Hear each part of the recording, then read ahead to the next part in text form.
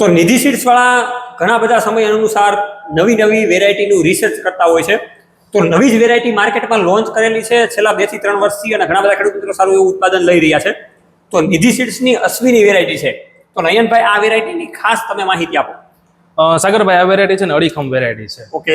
વહેલા વાવેતર માટે અને ટાઈમસર બંને માટે અનુકૂળ જાત એટલે નિધિની અશ્વિની. ઓકે. છેક સુધી લીલોછમ છોડ રહે, ખાસ કરીને ઘાસ ચારો જે પશુઓ માટે હોય એ લીલોછમ રહે. ઓકે. ઓઇલની ટકાવારી ખૂબ સારી, હા. ઉત્પાદન ક્ષમતામાં બેસ્ટ, ઓકે.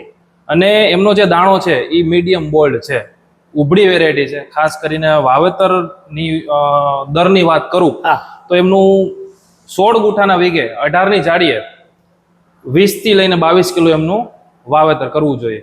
ઓકે. પાકવાના દિવસોની વાત કરું તો આ વેરાયટી છે 130 થી 140 દિવસે પાકતી જાત છે.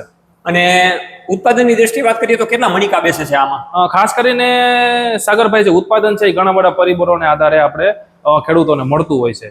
જો સારી માવજત હોય, સારા ન્યુટ્રિશનનું મેનેજમેન્ટ હોય, INM કરેલું હોય એટલે કે ઇન્ટિગ્રેટેડ ન્યુટ્રિયન્ટ મેનેજમેન્ટ ને પેસ્ટિસાઇડ ઇન્સેક્ટિસાઇડ સમયાંતરે સ્પ્રે કરેલો હોય, તો આ જે નિધિ અશ્વિની વેરાયટી છે એ 35 થી લઈને 45 મણ સુધી ઉત્પાદન આપે 16 ગુઠાના વીઘે એવી ક્ષમતા ધરાવતી જાત છે. તો વાલા ખેડૂતો, તમારે લાંબા ગાળાની મગફળી પસંદગી કરવી છે તો એમાં બેસ્ટ બિયારણ એટલે કે નિધિનું અશ્વિની. આજે જ કોલ કરો, વધારે માહિતી મેળવો અને બિયારણને ખરીદી કરો.